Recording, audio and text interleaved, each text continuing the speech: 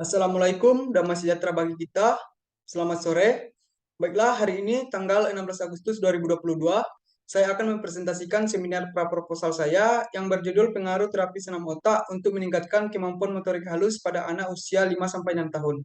Dan sebelumnya, perkenalkan, saya Ricarson, mahasiswa Prodi S1 Keperawatan, tingkat 3C, Stikes Mercu Bakti Jaya Padang.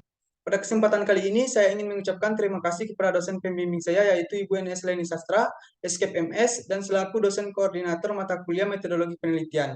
Terima kasih telah memberikan saya waktu untuk mempresentasikan hasil proposal saya, di mana dalam presentasi ini ada 4 poin utama yang akan dibahas, yang meliputi yang pertama itu pendahuluan seperti latar belakang, rumusan masalah, tujuan penelitian, dan manfaat penelitian.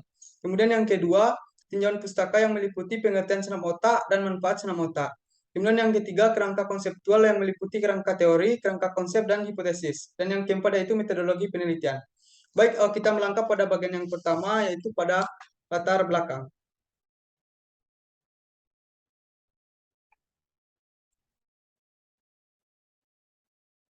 Usia 3-6 tahun merupakan periode sensitif atau masa PK pada anak, yaitu suatu periode di mana suatu fungsi tertentu perlu distimulus, diarahkan sehingga tidak terhambat perkembangannya.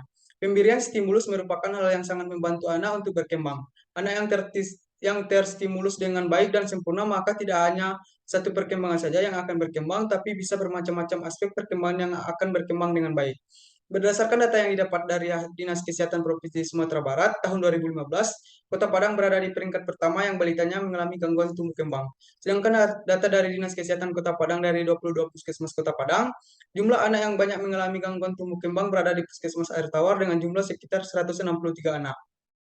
Perkembangan intelektual dan performa akademik anak telah menjadi perhatian karena implikasinya pada performa masa depan serta kualitas hidup individual dan di dalam kehidupan sosial. Perkembangan intelektual dan performa akademik anak sangat dipengaruhi oleh daya ingat anak tersebut. Untuk itu, untuk meningkatkan kemampuan motorik anak, perlu dilakukan beberapa hal, salah satunya pemberian terapi senam otak pada anak.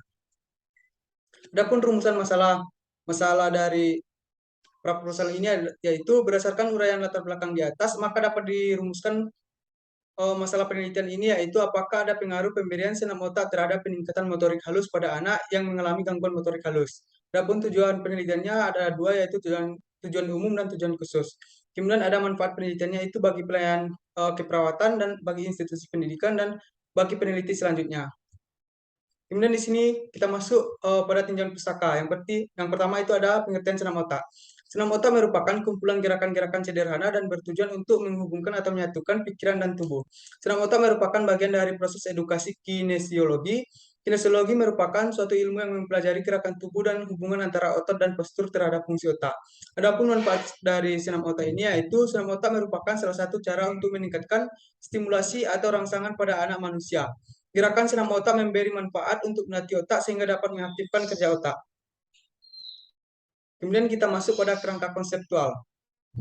Yang pertama itu ada kerangka teori, gangguan perkembangan motorik halus menyebabkan hambatan dalam proses belajar di sekolah, yang menimbulkan berbagai macam tingkah laku, yaitu malas menulis, minat belajar berkurang, kepribadian anak ikut terpengaruhi, misalnya anak merasa rendah diri, ragu, dan sering was-was menghadapi lingkungan. Baiklah, di sini kita dapat lihat tabel gangguan motorik halus pada anak.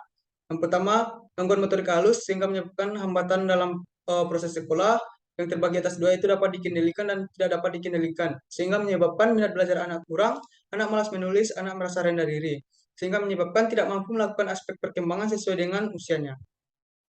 Kemudian kita masuk pada kerangka konsep.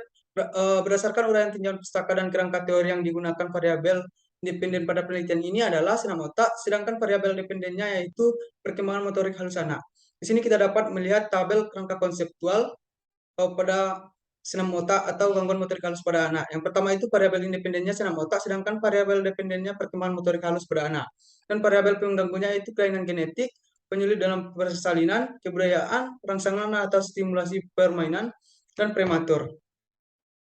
Kemudian di sini ada hipotesisnya. Dari kerangka konseptual di atas, maka dapat dirumuskan hipotesa sebagai berikut. Arnold tidak terdapat pengaruh senam otak atau brain gym terhadap perkembangan motorik halus anak. Sedangkan HA-nya terdapat pengaruh senam otak atau brain gym terhadap perkembangan motorik halus pada anak. Adapun metodologi penelitian yang digunakan, yang pertama itu jenis dan desain penelitian. Desain penelitian yang digunakan atau desain penelitian menggunakan desain pre-eksperimen dan one group pretest dan post-test design. Populasi dalam penelitian ini sebanyak 30 anak dengan penentuan sampel penelitian menggunakan total sampling sehingga seluruh populasi yang dijadikan sampel penelitian. Pengambilan responden berdasarkan kriteria inklusi yaitu anak yang bersedia melakukan siram otak selama penelitian. Inform consent untuk persetujuan orang tua atau guru dan siswa berusia 5-6 tahun. Variabel independennya yaitu siram otak dan variabel dependennya yaitu peningkatan motorik halus. Adapun waktu penelitiannya, penelitian ini dimulai dari bulan Mei sampai bulan Juni 2022. Adapun populasi dan sampel.